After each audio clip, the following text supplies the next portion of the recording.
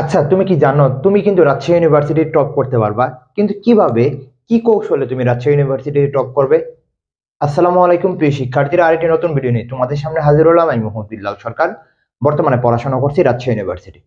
তো তোমাদের আজকে কয়েকটা বিষয়কে কেন্দ্র করে কথা বলবো, যাতে তুমি রাজশাহী ইউনিভার্সিটিতে একটা টপ মেরিটে থাকতে পারো। কারণ হচ্ছে যে অনেকজনের না জানার কারণে কিন্তু এলোমেলো প্রস্তুতির জন্য কিন্তু রাজশাহী বিশ্ববিদ্যালয়ে ভর্তি প্রস্তুতি নিতে পারে না।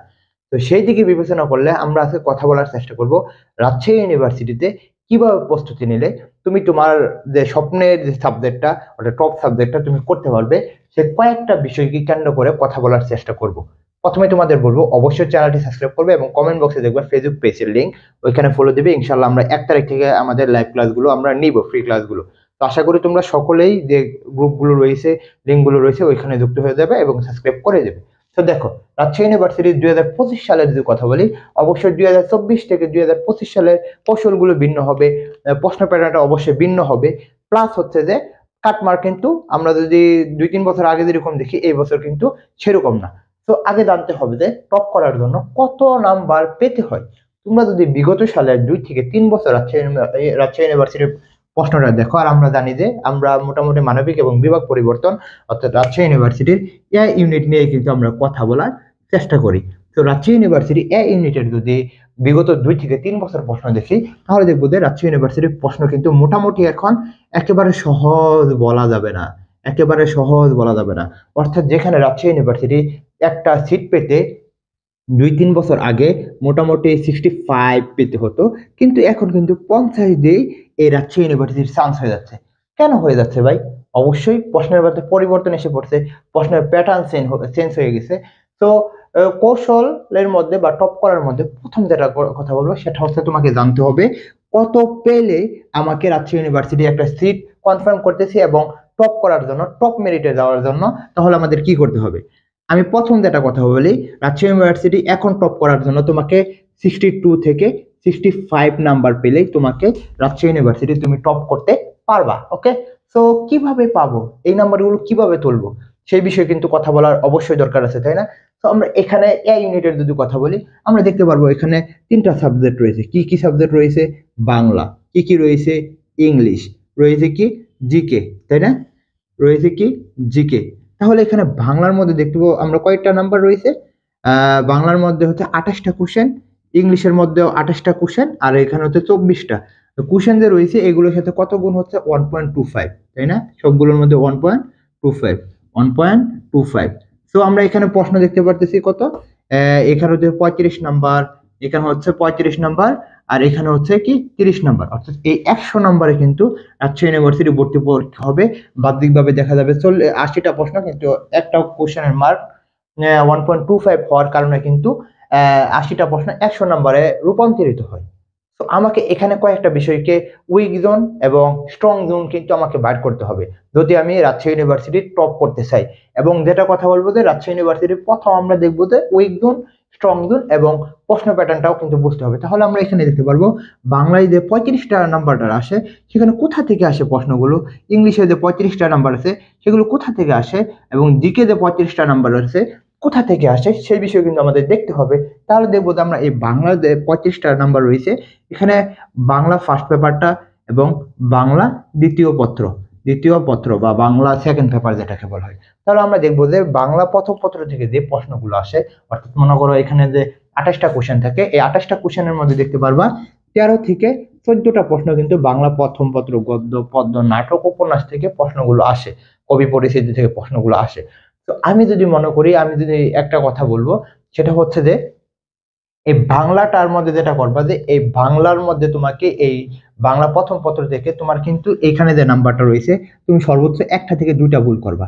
অর্থাৎ এইখানে যে নাম্বারগুলো রয়েছে এটা সকলেই পারে, অর্থাৎ বাংলা প্রথমের নাটক, উপন্যাস, গদ্য, পদ্য এগুলো কিন্তু সকলেই পারে।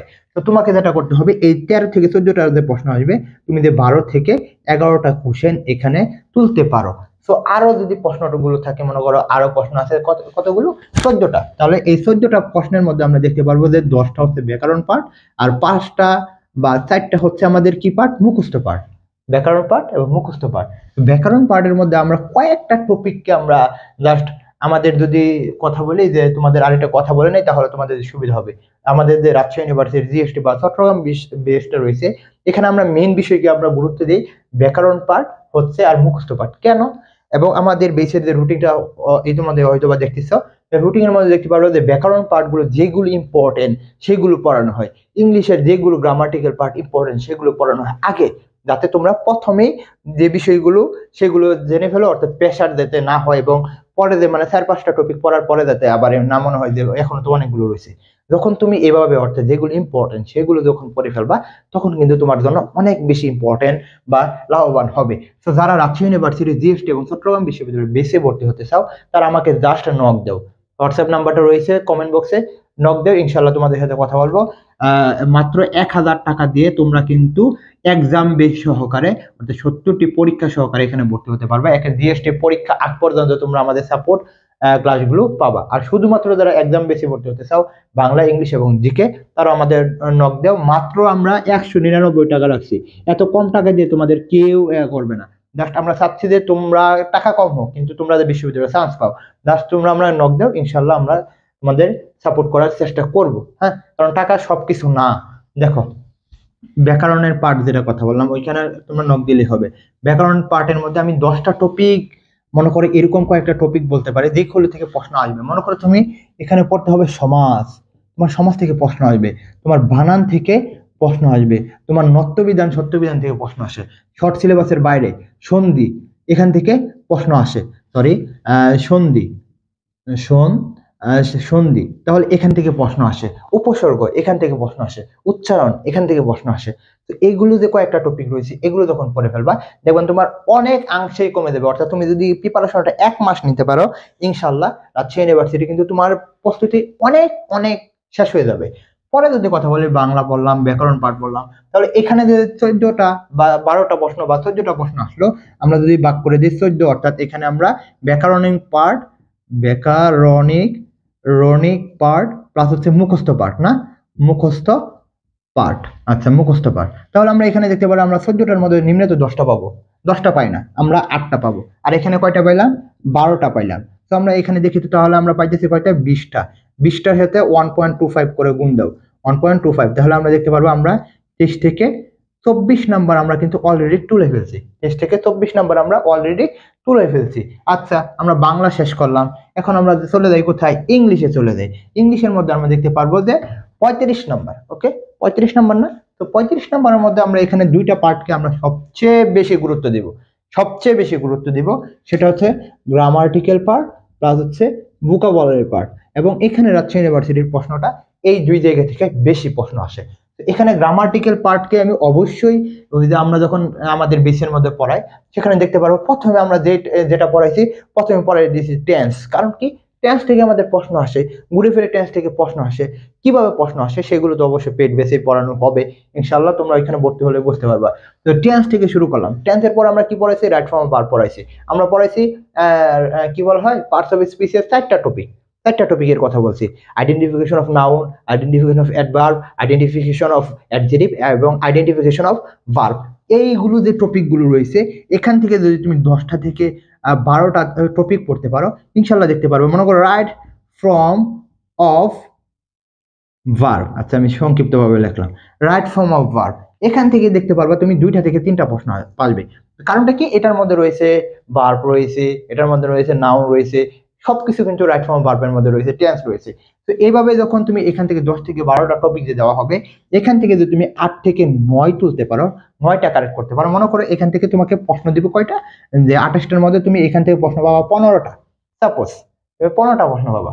তুমি এই 15টার মধ্যে যদি তুমি এখানে 8 পাও, ভোকাবুলারি পার্ট মনে করো 6টা দিল, তাহলে এখানে মনে করো 6 এর মধ্যে তুমি পাইলে 3, মনে করো একেবারে পাও না। মানে ভোকাবুলারি পার্টের মধ্যে অনেকজনে জাস্ট শুধুমাত্র অ্যান্টোনিম সিনোনিম এগুলো পড়ে খালি না, তুমি প্রিপোজিশন পড়ো, তুমি কি পড়ো? স্পেলিং পড়ো, তুমি গ্রুপ বার পড়ো। এই 3টাও যদি বিগত সালের প্রশ্নগুলো করতে পারো দেখবে তোমার অনেক অংশে শেষ হয়ে যাবে। তো এইভাবে প্রিপারেশনটা তোমাকে অবশ্যই ধরে নিতে হবে। পরে যদি কথা বলি তাহলে আমরা এখানে 8 আর ভোকাবুলারি 3, তাহলে আমরা এখানে কত পাইলাম? এখানে আমরা পেয়ে ফেললাম 11। 11 সাথে সাথে আমাদের আরো থাকবে কি কম্প্রিহেনশন। কি থাকবে? কম্প্রিহেনশন। এই 4 থেকে যে 5টা টপিক, 4 থেকে যে 5টা কম্প্রিহেনশনের প্রশ্ন থাকে, এগুলো কিন্তু ওই কম্প্রিহেনশনের যে পেসিসটা রয়েছে ওইখানে থাকে। তো ওইখানে আমরা 4 থেকে 5 এর মধ্যে আমরা তো নিম্ন হলেও 3 পাবো না, তাহলে আমরা দেখতে পাচ্ছি কত 14 পাইছি।